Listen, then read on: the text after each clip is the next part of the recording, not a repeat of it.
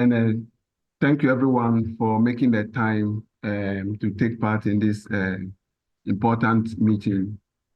My name is Wisdom Donko for the record, and then I am an NCSG member and also NCSG counselor.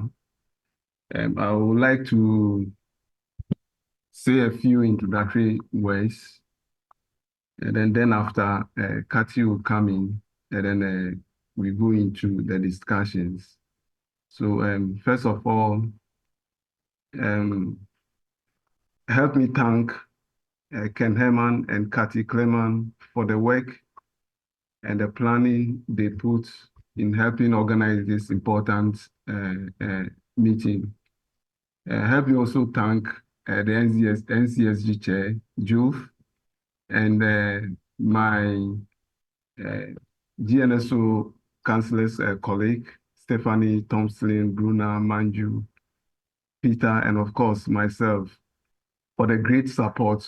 Though we know that the timing was short, but then they gave their support in planning this meeting. The idea for this meeting is for us as a community to discuss and then gather enough information from the resource persons that we invite with regards to the RDRS disclosure system and then how it's being used by some of the registrars. So I believe it's going to be fun in discussing. And for some years, let's say, okay, some may be aware and some not. In November 2003, ICANN launched the official system for access to non-public domain name registration information, known as the Registration Data Request Services, which is termed RDRS. So even though we all know a number of stakeholder consultations took place during the creation of this platform, many questions still remains on our minds within our community, including, among others, how the system actually functions, the mechanisms in place for monitoring and controlling access to this data produced by this platform, and then who can actually request data, and then who can see what information is on, and the role of the registries in fulfilling requests. So these are some of the things that we'll be finding out, and then we'll discuss and see what the community can benefit out from it. We also know that some constituencies have had the opportunity to see the platform, and then one way or the other, they know what exactly is on, but our community haven't. So we see this as an opportunity for us to learn and then also meet as a community and then discuss our strategies moving forward on this. So on this note, I will kindly invite Ken Herman to share a few words, and then after Kathy Clement will come in to share a few words and also introduce our guest speakers to take us through the rest of the discussions. I appreciate your time, and then permit me to welcome all of you. Thank you. So Ken, if you have something to share, you can come in, and then Kathy can come also and then take us through the rest of the discussions. Thank you, Wisdom. This is Ken Herman. Hopefully you can hear me. Can you hear me okay? Okay, great. Yes. Thanks. Thank you, Wisdom. And welcome to everybody. I don't have much to add to what the introduction that Wisdom has given. This development of the RDRS system, as Winston pointed out, has been under development for a while, and it is it is proving to be useful in some ways, and I think a little controversial in others.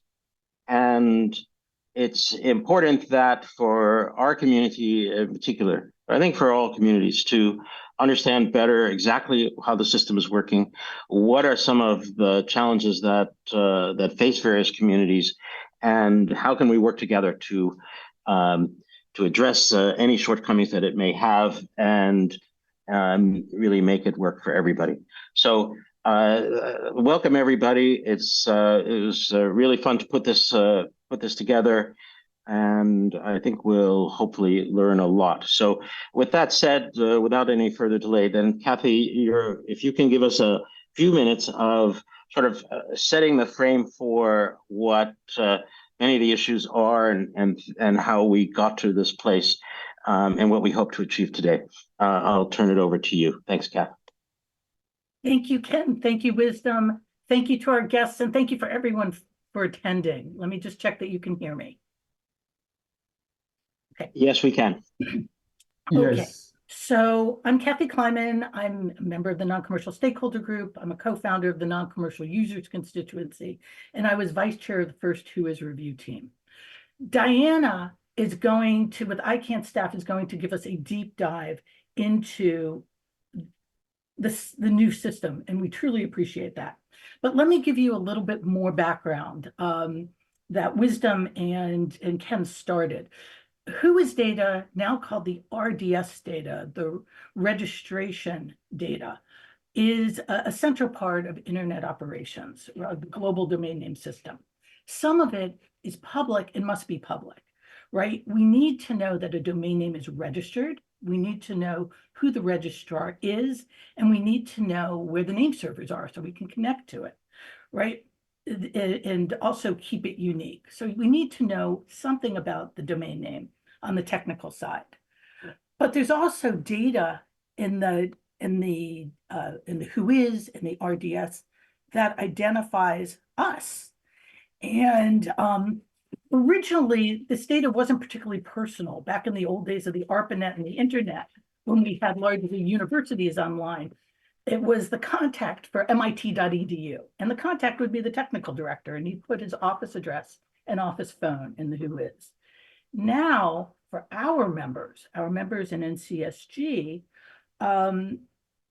this can be very interesting because it can show us remember, our group, we represent political groups, ethnic groups, religious groups, minority groups of all sorts, trying to share their speech online.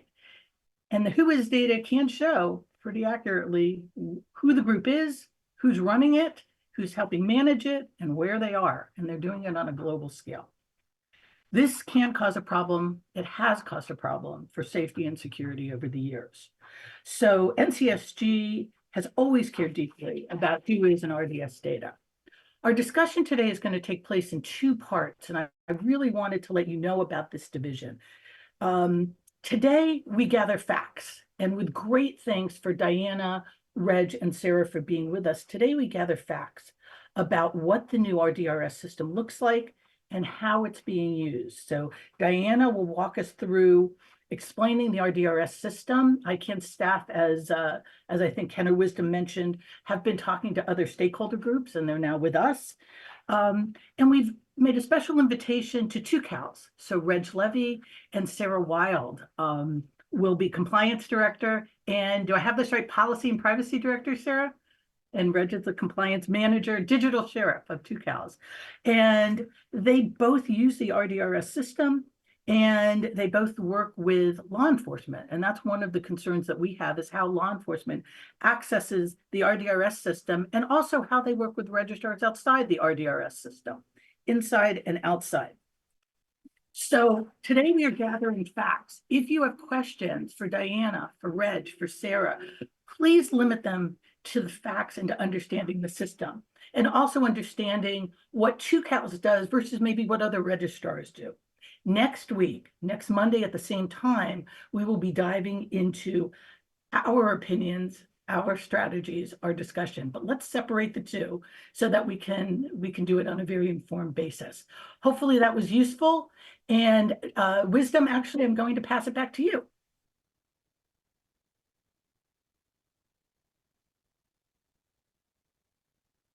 Okay, and thank you very much, Kathy.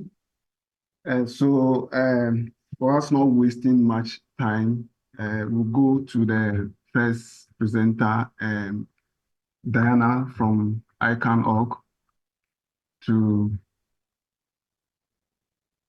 take us through the presentation. So while she's presenting, you have the charts. You can put your whatever comment that you have into the charts, and then whilst we are getting to the tail end of discussion, we'll open the floor for a few questions, and then some of the comments might be responded to. Thank you. So, Diana, please proceed. Thank you all. Can you hear me okay? Yes. Great. Thank you. Thank you all for having me today. My name is Diana Middleton. I'm a senior program manager at ICANN. And I used to work on the RDRS project until just recently when I joined the Next Round team. But I've been on this from day one, so hopefully I can share with you what's going on with RDRS today and answer your questions the best I can. But as I'm transitioning out of this role, I may need to take any questions that I can't answer today back to Eliza Agopian and get back to you. Also, I shared two links, two videos with Ken prior to this presentation. I will post them in the chat later on after my presentation. These videos are simple walkthroughs of the system from both the requester and registrar points of view, and they really provide a detailed look at the forms and what both parties see when they use the service. I urge you all to review those after the call to get a better understanding. However, I'll do my best today to break things down today and answer any questions you have today. Next slide, please. So as Wisdom noted, we launched the service in November. We were very excited that we launched on schedule. At launch time, we had 56 registrars opted into the service, which covered 51% of the total GTLD domains under management. You'll see an updated figure of this later on in the presentation. The board is committed to operating this voluntary service for 2 years before making a decision on the policy recommendations. Next slide, please. So I think this group is pretty aware of the background, so I don't want to spend a lot of time. I may skip over a couple of slides, but I will say quickly that prior to 2018, registration data, which you know is the identifying and contact information of the domain name holders, used to be public and easily accessible. This information was used for a variety of reasons, such as resolving technical issues related to that domain name, criminal investigations, or intellectual property rights infringement, just to name a few. But after the European Union's General Data Protection Regulation that took effect in 2018, most of the registration data is now redacted.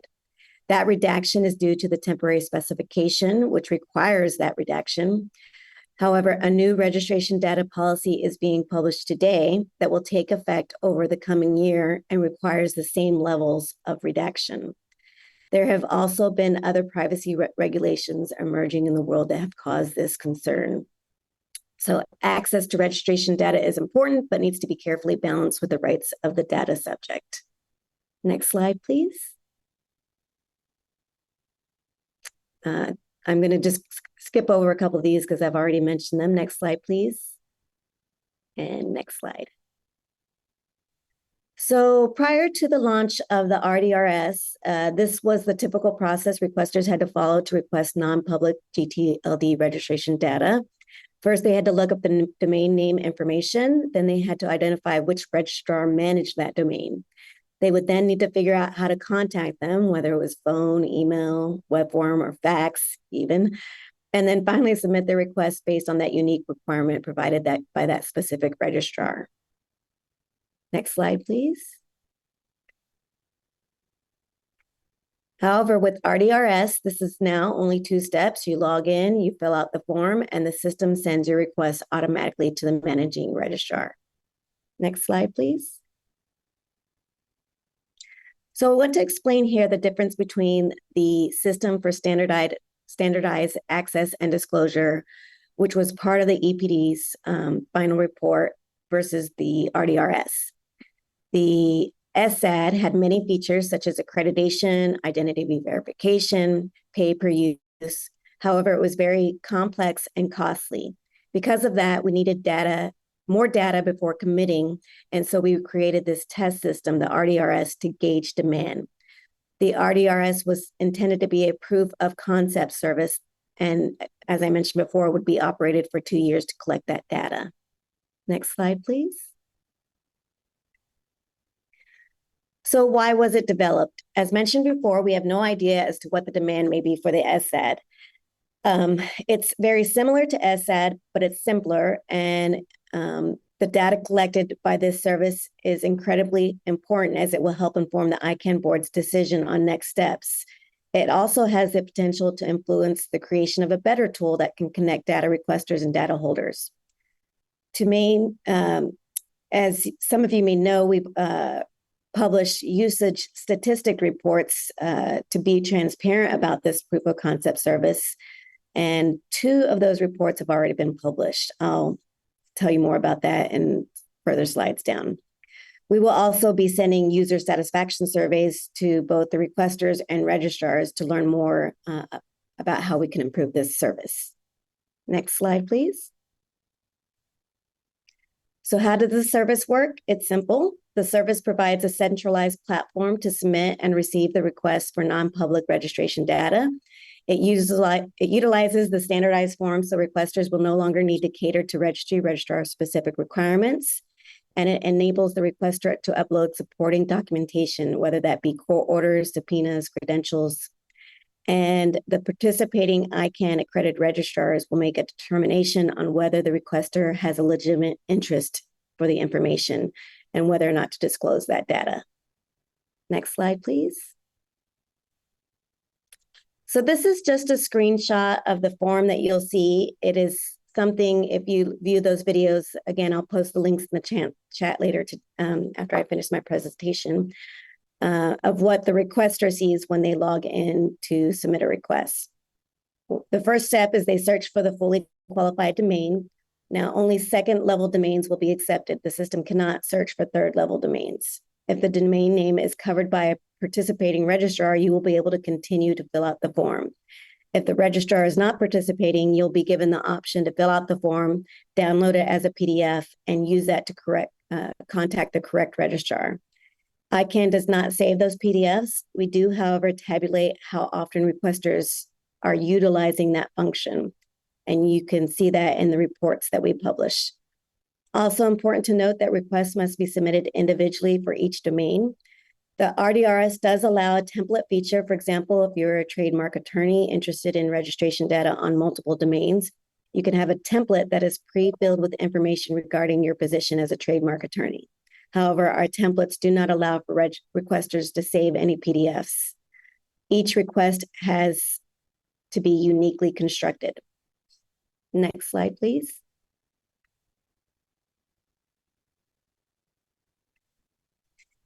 So on the second part of the form, you'll be asked to pick whether you want this to be a standard or expedited request. It's important to recognize that there are no service level agreements surrounding expedited request. A registrar may choose to honor this request, or they may not as they review the request and make a determination. There is also a third screen on this form for requesters. However, I'm not displaying that because it's just a summary of what you inputted on the first and second slide screens. Next slide, please.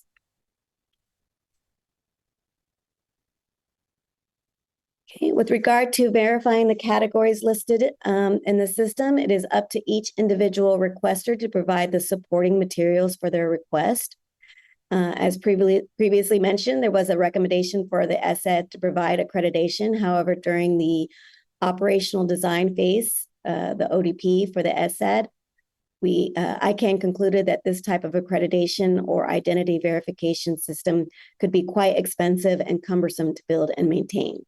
This is part of the reason why the board was interested in pursuing the RDRS to test the demand for the system and further assess the SAD policy recommendations. I want to briefly address some of the questions that we received prior to the presentation regarding this topic. What happens in the RDRS when an anonymous request from law enforcement comes in? So no request can be submitted anonymously. Law enforcement may request confidentiality, which simply means the registrar may or may not honor a request to keep that identity of the requester as law enforcement confidential from the data subject. And if the registrar does not want to do that, then the requester has the opportunity to withdraw the request. Is the identity of the requester captured by ICANN? Yes, the system tracks all requesters. Is the identity shared with the registrar? Yes, because the registrar also receives all the supporting materials, and they're the ones that makes the determination on whether the data is disclosed. Does the fact that law enforcement make a request, I'm not sure what this question is, does the fact that law enforcement made a request anonymous or not captured by the system? So again, if a requester submits a request in the law enforcement category, the system would capture that category, but not that individual person's name that is published. So the registrar would know the name, but in the reports that we publish, the names are not published. I think I mentioned this already, but on all confidentiality requests, if the registrar does not comply with your request for confidential treatment, it will be up to you as the requester to cancel your request if you don't want it to be known. Next slide, please.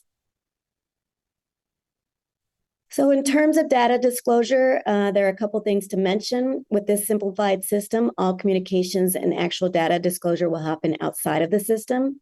Disclosure of that data will be via the method the registrar chooses. The system, of course, does not guarantee access to non-public registration data, as that would be a deviation from the privacy laws. That decision lies solely with the registrars who hold the data. The registrar needs to review each request and make their own determination based on applicable law. Next slide, please. So who can use the service? The service is for ICANN accredited registrars who choose to participate in the RDRS, and then non-public GTLD registration data requesters. In terms of the requesters, you have various categories such as law enforcement, government agencies, IP attorneys, cybersecurity professionals who may hold legitimate interest. But of course, there could be others. You would just need justification to receive that data. Next slide, please. So what is not supported? With the RDRS being a proof of concept service, the scope is limited. The service is not for registry operators, and it is not for data related to domain within country code TLD space. Certain information may be subject to registration data requests in the case of domains using privacy services, but not proxy services. So before starting a request in the RDRS, we encourage you to use our lookup tool to see if the registration data is either publicly available or registered through a proxy service. So I want to quickly walk through the privacy proxy because I'm sure that is a question that comes up as well. When a domain name is using a proxy service, registrars must publish the full registration data of the proxy service. In such cases, the registration data is not redacted. However, when a domain name is using a privacy service, registrars must publish the alternative reliable contact information of the privacy service, but the identity of the registrant, in this case, the privacy customer, may be shown as redacted. So if you are seeking the privacy or proxy customer's underlying information behind the provider's data, you may wish to contact the provider directly to determine which circumstances they'll reveal that data. Next slide, please. So I'm not sure if this is, I'm going to try to quickly go through these next couple of slides because I understand that there's other speakers that need time. So I'll try to quickly go through these. Benefits for the requesters. The service has the potential to be a one-stop shop for requesters.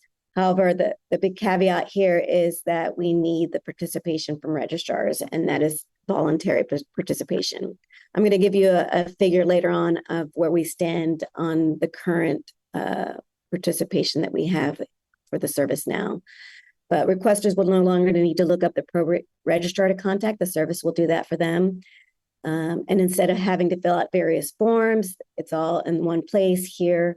It's easier to upload documentation and review the requests that they need. And then requesters will be able to see pending and past requests in one convenient place. And then you'll have timely access to the data should you need to go back to your dashboard and look at where it stands. Next slide, please. So as I mentioned before, registrar participation is voluntary. So widespread usage of this is important. We are working with the registrar stakeholder group to promote the service, and they've been very helpful in not only sharing their own slides and flyers on the service, but also sharing their experiences using the service. So that's something that we definitely appreciate. Next slide, please. And then the benefit for registrars is that they have one centralized platform for this to collect these requests. Some registrars may not have their own established process for dealing with requests, so this service provides that for them. And then it could also lead to less back and forth between the registrars and requesters since it's all in one place. It also has the potential to reduce the number of complaints registrars and ICANN compliance receive in relation to these types of requests. And next slide, please. All right, this is the reporting I mentioned earlier. As of today, we have published 2 usage metrics reports, one that covers the initial period from launch through the end of December, and the second report that covered the month of January. So every report that we publish will be covering the reporting period of the month prior to that report date. And I wanted to remind everybody that the criteria that's in this report was based on the GNSO Council's request via the correspondence. And I will put the links to the latest report as well as our website where you can find these reports. Next slide, please. So I just wanted to quickly review some notable data points that we've seen in just these 2 months of collecting data. So, but as a caution, I just wanted to remind everyone this is just 2 months of data. We still need to collect 2 years, up to 2 years of data. So this is really preliminary data. So for the latest reporting period, we had over 2,000 requesters sign up for the service. We have 76 participating registrars, which covers 55% of the total GTLD domains. Since we had 56 registrars at the time of launch through early onboarding, we gained 16 more through the launch, or 20 more, sorry, I should have corrected that number. We have had 510 requests submitted. We've also had over 2,000 domain lookups, resulting in non-participating registrars. As for the requester categories, this latest figure, we've had mostly IP holders, 35% of them were IP holders, 13% consumer protection, and 14% law enforcement. Next slide, please. So I wanted to leave you with some more helpful links. This is how to create an ICANN account if you are interested in submitting a request, the user guide, frequently asked questions, and the how-to videos on how to use the system and how to use the template feature for requesters. Again, I'll put the other link as well for the registrars, how to use the system for registrars in the chat. Also, I wanted to leave you with one note. The more data we collect, the more informed decisions can be made. So we are encouraging you to spread the word on this service for both requesters and registrars. And I think that might be the end of my presentation. And I will now see if there are any questions in the queue. Yeah, thank you very much for this insightful presentation. And I think I have learned a lot from it, especially looking at where we started from. We have about 4 steps to process to go through, and then the RDR system simplifying the whole process, making it about 2 steps. I think that's a huge improvement. And then I believe this platform should be a time-saving platform for all of us. But it looks as if we still have to create that awareness. People are not that aware of the whole system. So we'll see as a community to see what we can do to also push for more people to come on board. So I think we can.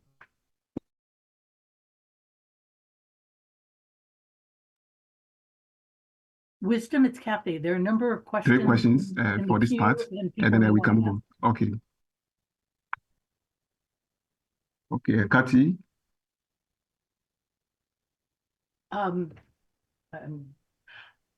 I saw a number of questions in the queue. Who would like to raise their hand and ask some of them? I mean, in the chat, I apologize. Hi, Kathy. This is Andrea. I can read the questions in the chat. And before I do that, if anybody would like to ask their question verbally, you can raise your hand. Yes, so the first one from Reg, does ICANN provide those templates or do the requesters have to create the template? If ICANN is providing a template, it's not uniquely constructed.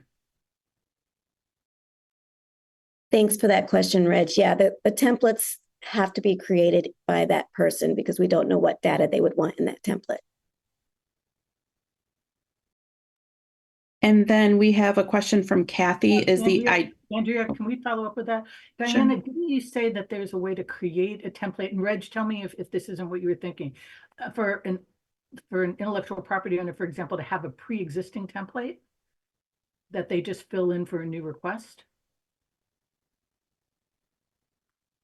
Sorry, was that question for me or for Reg? It's for you, Diana. Oh, okay. Sorry, can you repeat the question? Can you pre-fill in your form? Yeah, I think your own template. Is that seemed to be what you were suggesting, and that may have created some confusion. Yes, so there's only specific data that can be pre-filled out in the template because each individual request will be different. But for example, your name and your company and various data points can be filled out for that template, but the specific request data has to be separate because there is a requirement that registrars have to view individual requests on an individual basis. So I hope that answers the question. Thanks. Back to you, Andrea. Thank you. We also had a question from Kathy. Is the identity checked by ICANN? So there is no identity verification in the service. That was part of the SAD requirement, and that was one of the reasons we decided to do this proof of concept to see what the demand is for this type of service. So the only thing that we do is they create an ICANN account, and then it's up for the registrar to decide whether the request merits disclosure. Okay, and we had another question. The RDRS will see more of cybersecurity threats. Just wondering about the level of encryption against threats from the dark web. And then there was a follow-up from Reg. Do you mean the vulnerability of the requester information in the hands of ICANN or something else?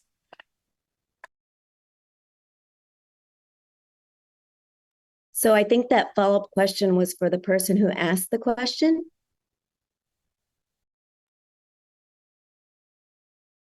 Yes. So maybe you can discuss the level of encryption. I would love to, but I don't know it because okay. But I will take that back down and get to our team and have somebody get back to you. Unfortunately, I'm not that technical of a person. I know that there is encryption. I just don't know the level. So I will get back to you on that. Thank you. And once again, okay, Ken Herman, your hand is up. You can go ahead and ask your question. Thank you, Andrea, and thanks, Diana. Great presentation. Listen, just coming back to this point about validation of the requester. So we understand that ICANN doesn't do any validation. It really is up to the registrars to determine that. Does ICANN provide any guidance at all to the registrars? Perhaps Reg and Sarah will get into this from their perspective, but from the ICANN point of view, I mean, this has been handed to the registrars and said, okay, do your thing and be sure to obey local law. But do they go beyond that at all? in terms of guidance to the organizations to say, listen, there's sensitive data here. Be careful what you do. I mean, no, we don't give them any guidance on how to handle the data because they are the data holders. As you mentioned, what we do is we say, here's the request, and you communicate with them directly outside of the service. And it is up to them to decide whether that data should be released based on their local applicable law. Right. Okay. Great. Thank you. Thank you. Next, Reg. Thanks. This is Reg Levy from Tucows for the record, and thank you so much, Diana, for that presentation. To answer not wholly, but briefly, the question about encryption, this is the same system that all registrars use to communicate with ICANN. So this is the secure system through which ICANN submits concerns to us, and we submit responses back to ICANN. So it's that level of security. And there was a question about, ICANN does not provide legal advice to the contracted parties. So as Diana indicated, it's up to each individual registrar that is currently participating to make a determination based on the information provided or to request additional information. Thank you. And Peter, you may ask your question. Yeah, thank you so much, Andrew. And thanks, Diana, for that presentation. It's actually a wonderful one. And mine is just a comment, not a question, because I see that as a cybersecurity person and as a researcher, so I continue to see different loopholes in different systems that we continue to create, and we say that we want to prevent access to his record. We don't want wrong hands to get access to registrants' data, and we keep creating different loopholes into the system where we trying to allow organizations that have the authority and access and tools to be able to circumvent whether the level of encryption is there, whether the tools is there, the guidance is there. There are still different ways that people can get access to his record. And that's just my concern, because when internet was created, there was no security in place, and we keep patching, and we don't even get things right in the name of we want to prevent access to data. It's just a comment, so I'm just curious, about the whole system as well. Thank you.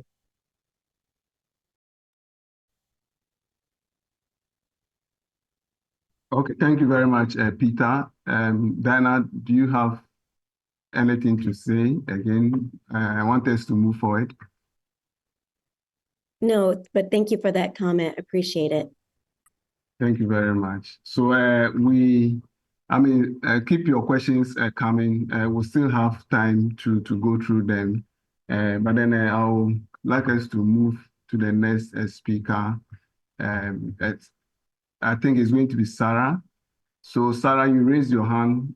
You can ask your question and then you proceed with your presentation.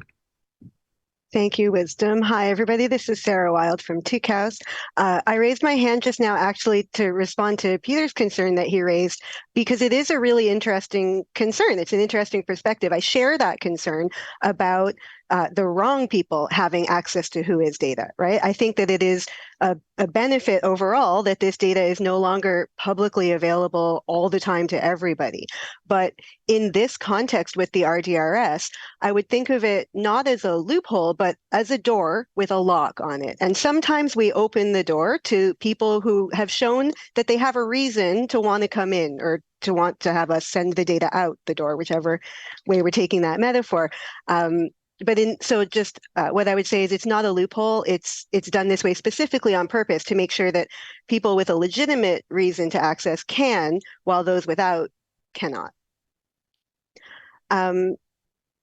So I'm really happy to be here today. I didn't so much prepare a presentation. I had understood this would be more of a question conversation kind of situation. Kathy, I see that you Right. have just put your hand up. How Right. should we go? So maybe Reg, come on off mute. Sarah, Andrea, I don't know if there's a way to pin the three of us up.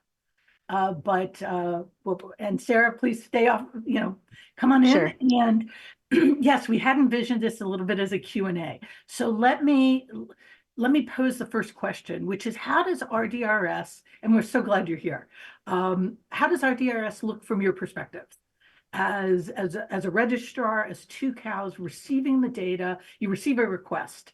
And what do? You can talk about maybe IP and law enforcement, but just going through this new system, how does it work?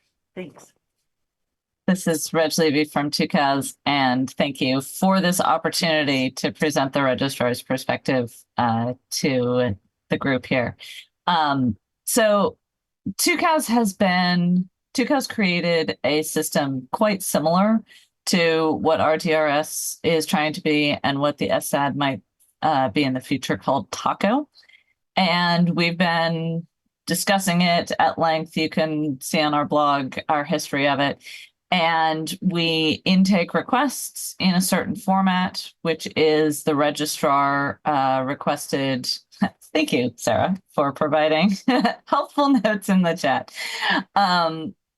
There's a format that registrars recommend in order for us to have all of the information necessary to evaluate the request. So we take those in, and we don't have any forms or allow anything to be pre-filled out because we want each request to be thought about and evaluated by the requester in an intimate manner. So when I get a request from RDRS, it is often missing some of those required items. And so outside of RDRS, I will respond to the requester and say, here's the list of all of the items that I need from you, please provide it, and then I can evaluate. So for me, it's just one extra step. I need to go to the RDRS interface to get the requests instead of them coming directly to me. But that's not that big of an issue, right? So after that, everything proceeds as usual. And the way that it proceeds is I review every single request and balance the rights and responsibilities of both the requester and the data subject. So the most common type of request that we receive is that of intellectual property, representatives of intellectual property owners. So I make sure that they are the right representative of that particular intellectual property interest. That typically is an attachment indicating by the intellectual property owner that this is the party that they have selected to represent them in this matter. And the reason that that is important is because we have had competing requests in the past representing the same intellectual property owner. Sorry, that was for representing the same intellectual property owner, and both of them asking for the same data. And we have refused to provide the data to both parties because, from the principle of data minimization, only one of them needs it. And it's the IP owner who should be making that determination. So we've reached out to the IP owner in those sorts of situations to indicate who should we be giving this to. That was a bit of a divergence. Okay, so I make sure that they are the representative, the appropriate representative of the party who deserves that information. And then I look at whether or not there is a nexus between the request and the domain name. So my name is Reg Levy. Perhaps I have a trademark instead for Reg Levy. So if the domain name is reglevy.com, that is a trademark nexus. And then I look at the rest of the request. Are they saying we need to reach out to the registrant because we want to contact them about the domain name? That's probably a reasonable reason, but there are already ways that they can contact the registrant. So in that case, I'll say, actually, you probably just want to email them. So use this form. You don't actually need their information. You can contact them directly. Maybe they say, we want to contact them because we want to file a UDRP against them. Great. Again, the UDRP process does not require that you know who the registrant is before you file that request. So we will provide the data to the UDRP vendor, typically WIPO, and you don't need that information, right? So go file your UDRP and we will communicate with WIPO directly. Or they might say, we want to sue them and we need to serve them due process. Great, love that. That is a reason to have the information, because in most jurisdictions, you need to serve process by mail. And so you're going to need to have the mailing address of our registrant. And so in that case, we have created a secure system for the requester to log in and access the data for that particular domain name specifically.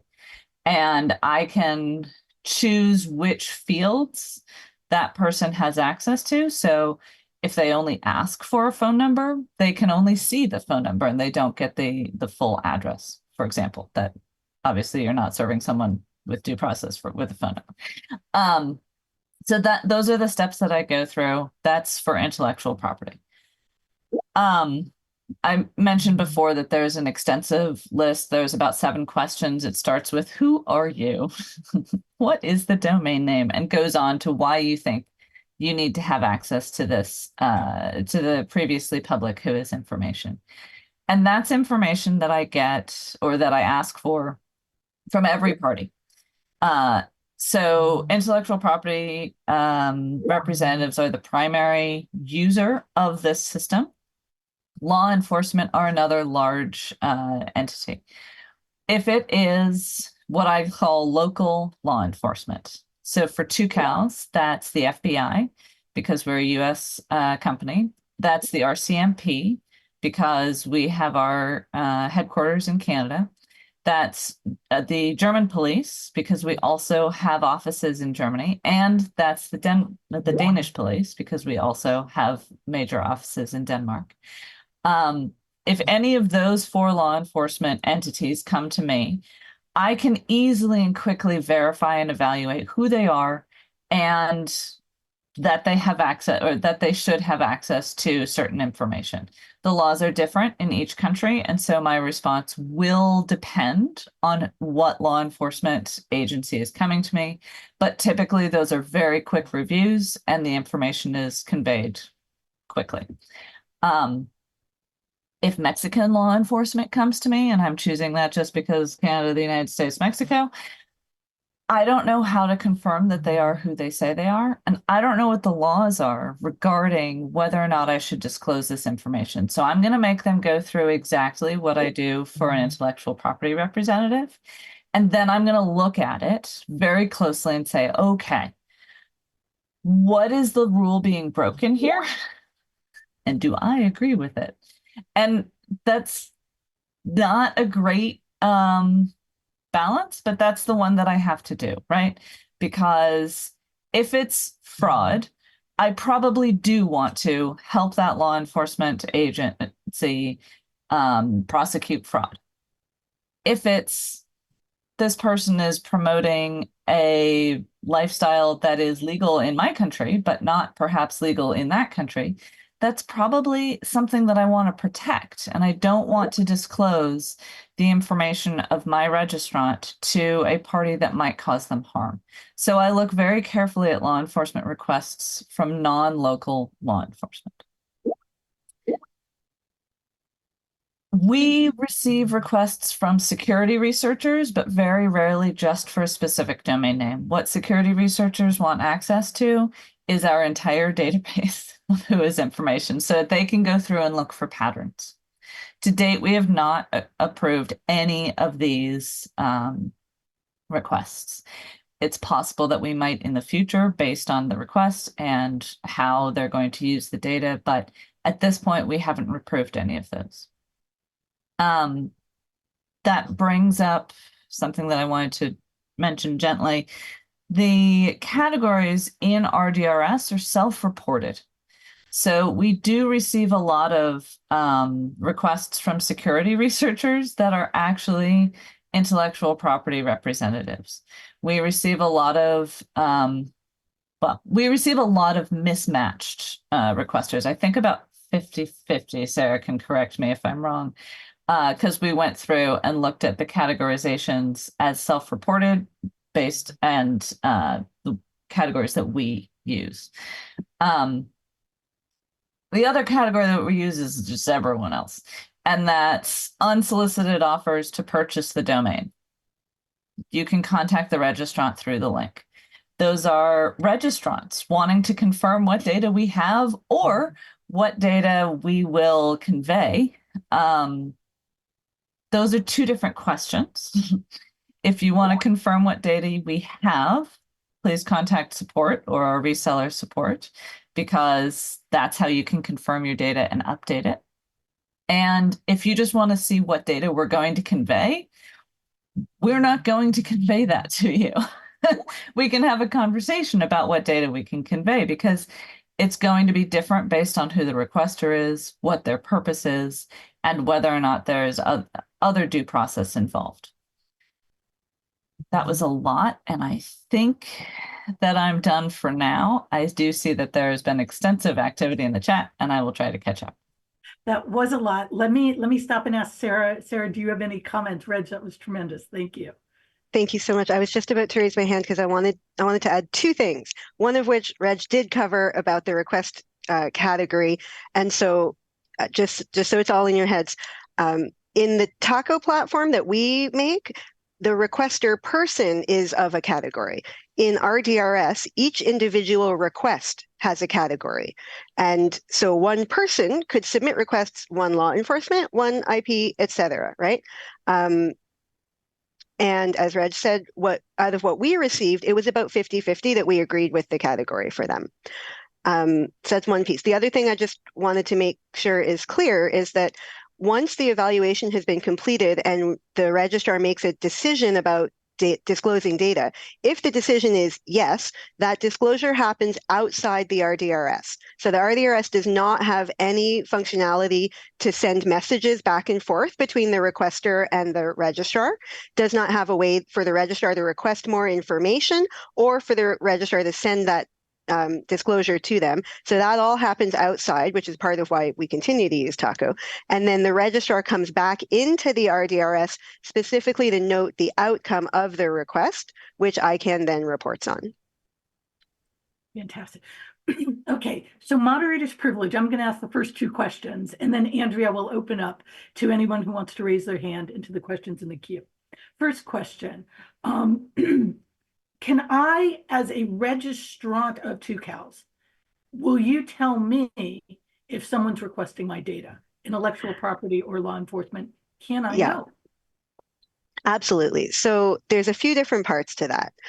Tucows overall does notify domain owners when their data are disclosed. So our Taco platform automatically sends a notification to the domain owner, not when the request is approved, but when the lookup is actually conducted.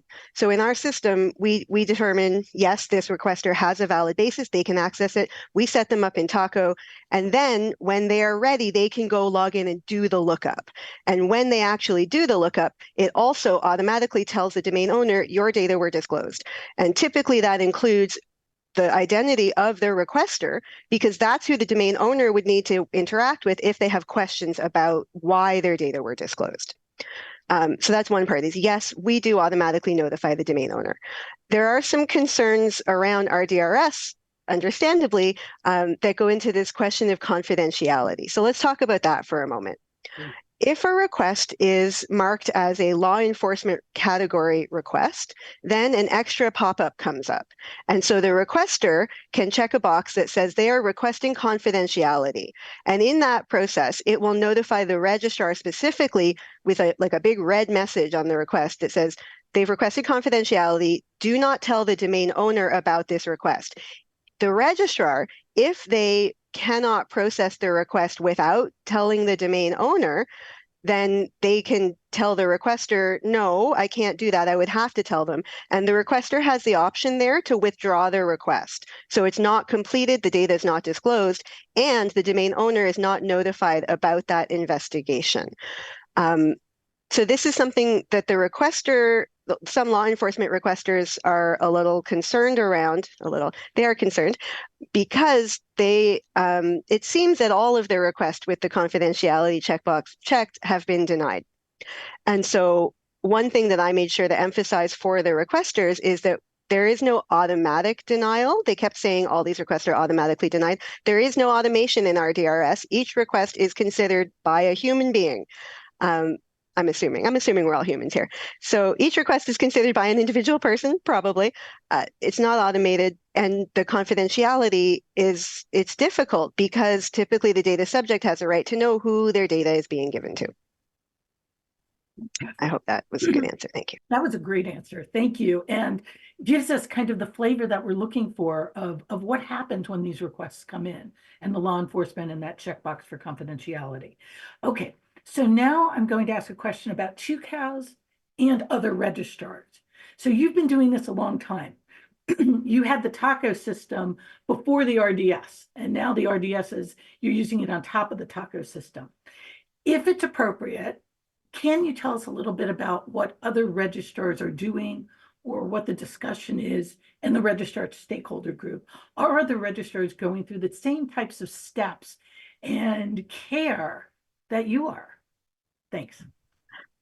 Yeah, it's a good question. And it's funny because we've talked a lot among registrars about how the RDRS works and not so much about how we make our individual decisions about disclosing data or not disclosing. But I did see that Reg had her hand up, so I will pass to Reg to answer that. So there was discussion about this ages ago when the registrar stakeholder group created the minimum required information for a WHOIS data request, which I'm now linking into the chat.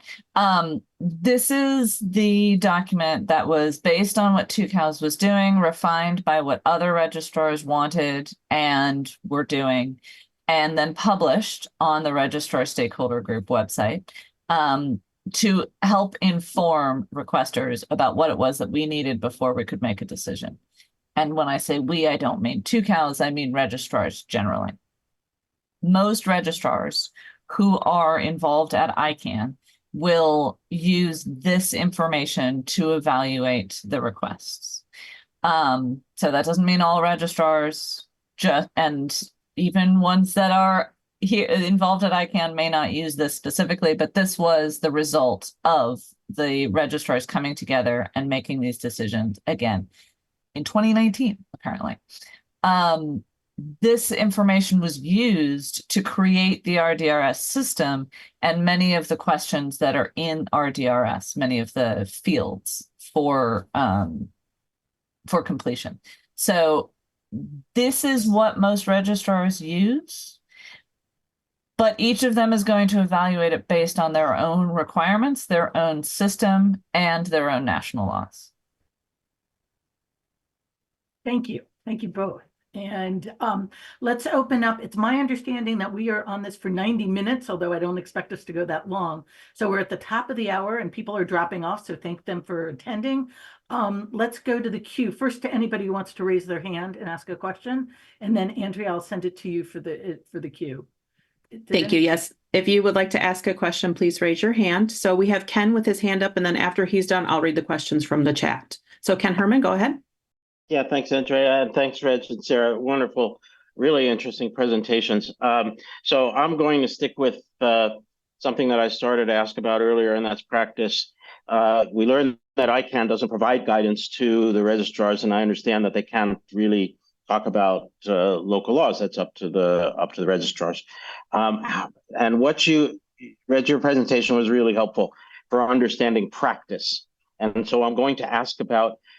You shared the document within the stakeholder group on information that's necessary in order to make decisions, but then there's a process and a practice that you employ. And so my question really is, to what extent is practice discussed at all? I'm guessing not that much, Sarah, but from your response, but has there been discussion of a best practice or a good practice approach to performing these kinds of things, which I would suggest could then help potential registrants understand that we want to be working with registrars that employ good practice when it comes to safeguarding their data. So perhaps you can sort of share any sort of discussions about the practice. You seem to have written a book on it, and a person that I respect very greatly suggested that maybe talking to Tucows is not the best thing because they are the best when it comes to this. But it's and that's quite obvious. But practice is really what it's all about. So, is there any discussions about that in the stakeholder group? So thank you for that. There is not formal discussion because that tends a bit too much toward legal advice, and each of us are bound by different legal rules. That said, there is a lot of informal discussion. Many registrars will only have these requests reviewed by a lawyer because they want to make sure that the decisions that are being made can be supported, whether that means disclosing the information. So they want to make sure that under various privacy laws, the disclosure is acceptable, or if that means denial, because they want to make sure, based on various intellectual property laws, because again, it's typically intellectual property that we receive requests for, that denial is acceptable. So informally, the best practice is that each of these is reviewed by a lawyer. Again, informally, some registrars take the opinion that none of this should ever be disclosed, and so they will just deny everything. And some registrars take the opposite and simply disclose everything. I don't know what numbers are represented by those things. I don't know if that's, I don't know numbers of registrars, and I don't know numbers of domains under management. I just know that those are tactics that that are discussed informally. Either disclose everything, disclose nothing, or have a lawyer do the review. When it comes to best practices, again, because of all of the different laws that are that impact each different registrar, that's not even something that we can even start to discuss, because the laws that a small Irish registrar are going to need to obey are just different from the laws that a large Canadian and US-based registrar are going to need to respond to. There's also business models to deal with. Tucows is a wholesale registrar, so even though we have a lot of data, we don't actually have regular contact with the registrant themselves. Many different reasons why there aren't best practices, and you shouldn't expect them to exist anytime soon. Okay, really good feedback. Thanks so much, Rich. Thanks. Thank you. Andrew. Yep, I'll go through the chat and ask the questions. So the first one from Jolie is, will the discovery provisions of the UN Cybercrime Treaty affect this if ratified?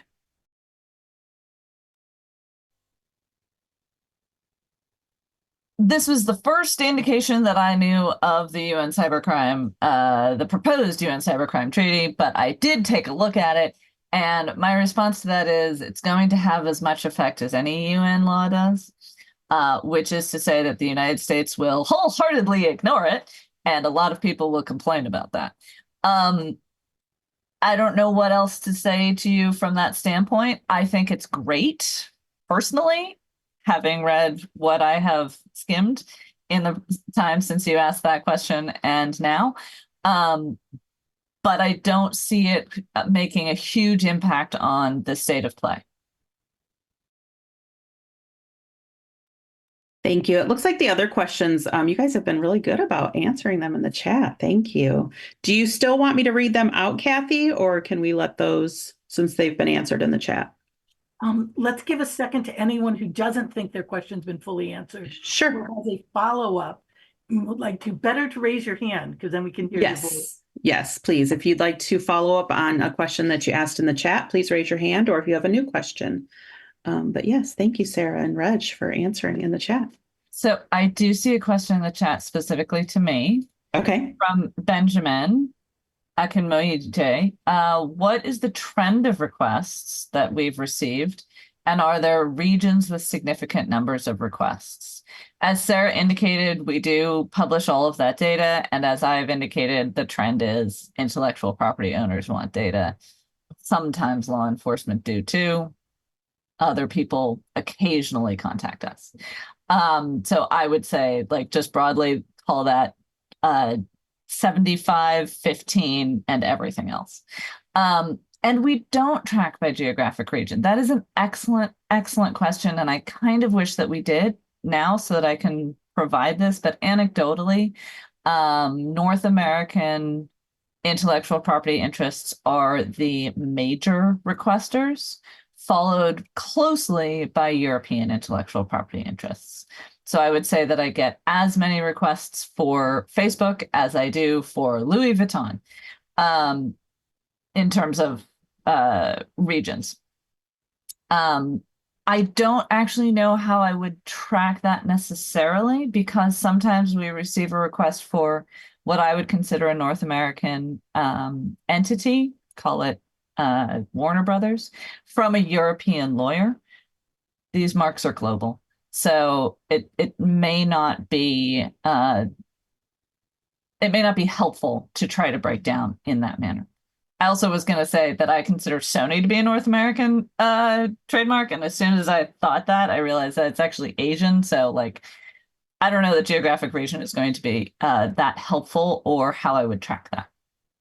And everyone keeps buying everyone, so it is global. Reg, a quick follow-up question, and then Peter. Are you being inundated by requests? Can we talk about actual numbers? Tucows is a very large registrar, and maybe per month, are you getting millions, tens of thousands? How many requests? There's a real sense that there's this enormous unmet need. I'm not sure those two things link, but let's talk about actual numbers if we can, very briefly. Sure. And actual numbers, again, I'm going to refer you to our blogs because I don't have the numbers directly in front of me, although it is also entirely possible that Sarah will put them directly into the chat while I talk. We started seeing extreme spikes in requests, thousands, the day before ICANN meetings, and a narrative that was, we submitted X number of requests and simply received no response. And again, because I am the one doing the reviews personally, if I was on a plane or at a meeting, yes, those responses were delayed. We have managed to curtail that significantly through outreach to the community and various measures, so that the requests that we receive are both fully formed and so that we can actually review those requests. So that has dropped precipitously, which is very good to know. Sarah's putting some numbers into the chat directly. I'm seeing some requesters going through RDRS that previously came directly to us. Some seem surprised that they still also need to go through us. So there might be some education necessary there. But I would say it is a manageable amount currently. I've also heard that there is some encouragement in various communities to make requests through RDRS specifically to show that there is a need for the SSAD. And I'm of two minds on that. Like, yes, if you need the data, absolutely make a request. And if you feel like you need to do it through RDRS, great. But don't do something specifically to show a need if there isn't going to be a need otherwise. That makes sense. Thank you, Reg. And Sarah, thank you for all the figures, which show rather manageable levels of requests coming in.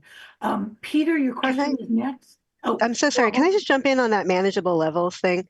Thank you so much. This is something I was lying in bed last night thinking about. The RDRS used to, when it was first set up, had a concept of urgent requests in it. And that has been removed from the RDRS at the ICANN board's direction, which I think is a really good choice. Because let's just think for a moment. RDRS, the way it works is that a request is submitted and then the registrar is supposed to receive an email notifying them about it. Some registrars are still not receiving those emails and continuing to try to work with ICANN to figure out why, right?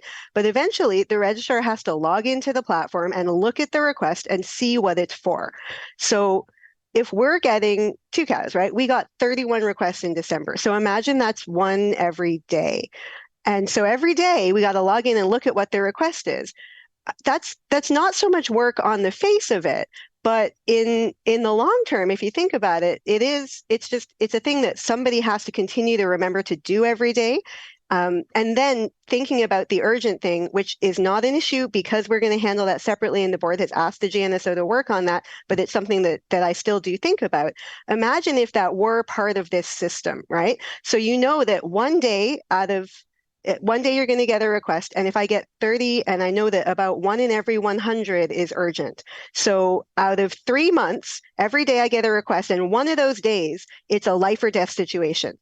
And that could be on a weekend, and I don't know which day out of these 90 days it's going to be, but I have to check. Every time I get one of those emails that I don't actually get, I have to check to see, was that the urgent one? And if so, I have to address it immediately, right? So it's not that much work on the face of it to receive these requests and address them.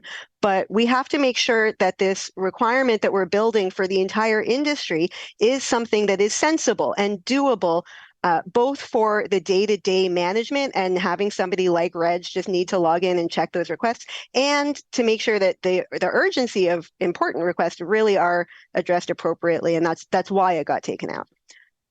Thank you. Kathy, you're muted. Great, then you've seen me wandering back and forth. Thank you, Sarah, for that information. Thank you, Reg. In the interest of time, I see there are new questions being posted. In the interest of time, here's what's going to happen. Peter, you can ask your question. We'll get wonderful answers.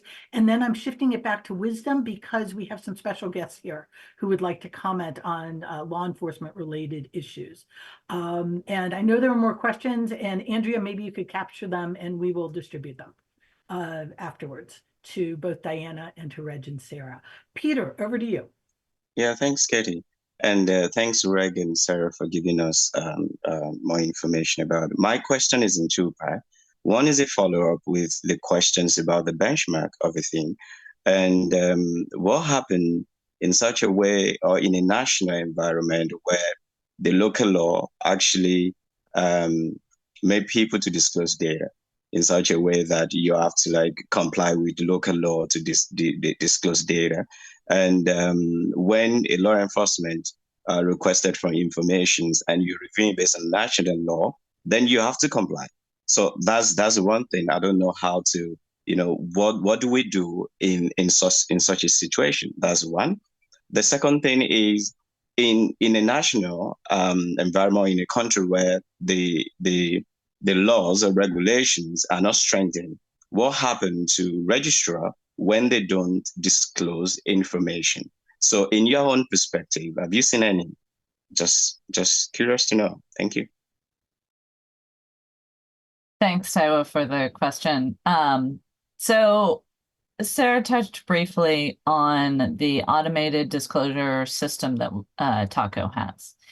There are also circumstances in which local law enforcement will contact us with due process that indicates that we cannot disclose that the disclosure was made.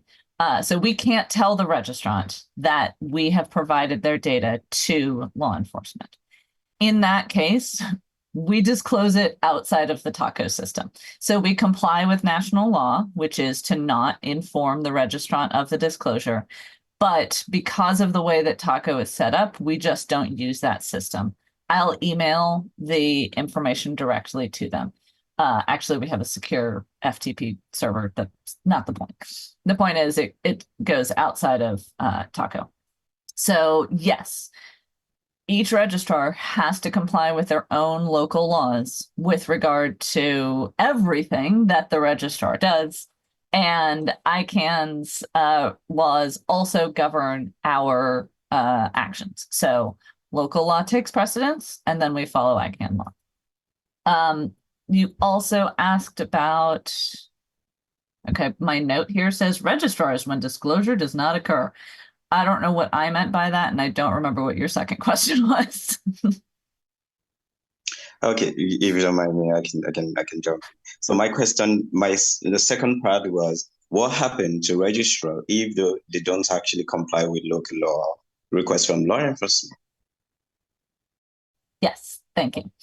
So, although there are 4 jurisdictions that I mentioned earlier, where we have to comply with local law because that's where we are incorporated, that those are the governments that have jurisdiction over us.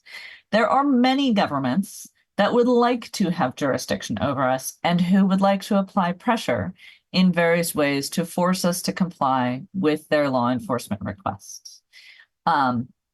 There are some jurisdictions that have changed their laws so that law enforcement is given authority that it would not otherwise have had, and historically through treaties does not have.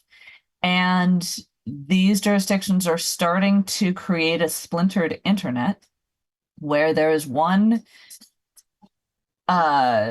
internet within that country and one internet everywhere else.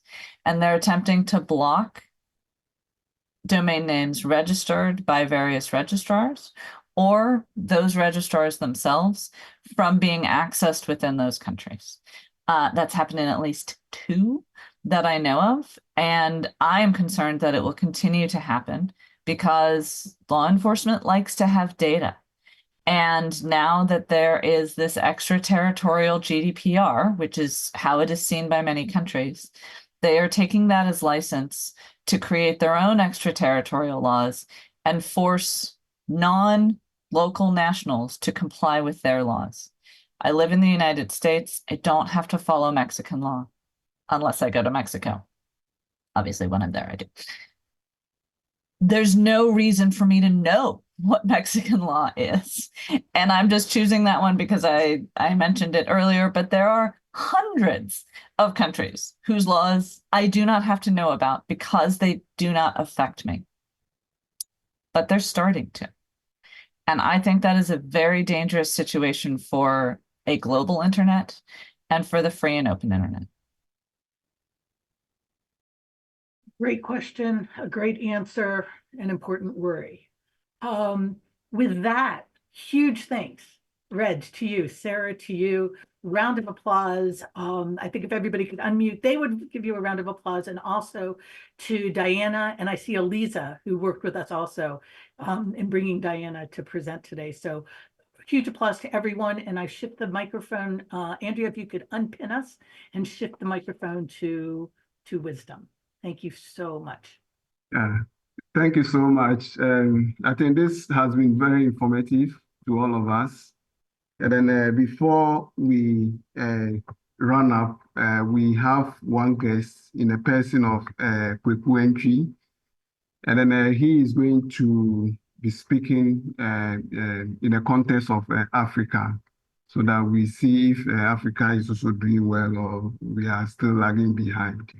So Kweku, if you are online, I think we are almost ending. So if you can just use 3 minutes to make your point. Hello, everybody, and thank you, Wisdom. And so my feedback or my comment would center on more of our legal fraternity in being able to also inform our legal fraternity in terms of law enforcement, and also having ICANN also engage our legal fraternities in our countries to be able to be more informed about some of these initiatives, and also build the capacity of our legal fraternity, or probably even the the bar or the judge or the bench, as we like to call it, about some of this information to be more informed. So that's what I'd like to give back the feedback to the team. And thank you so much for the informative presentation. Thank you. Okay, thank you very much, Kweku. Maybe next week we can look into this and see if we can further discuss this and then have more context with regards to Africa.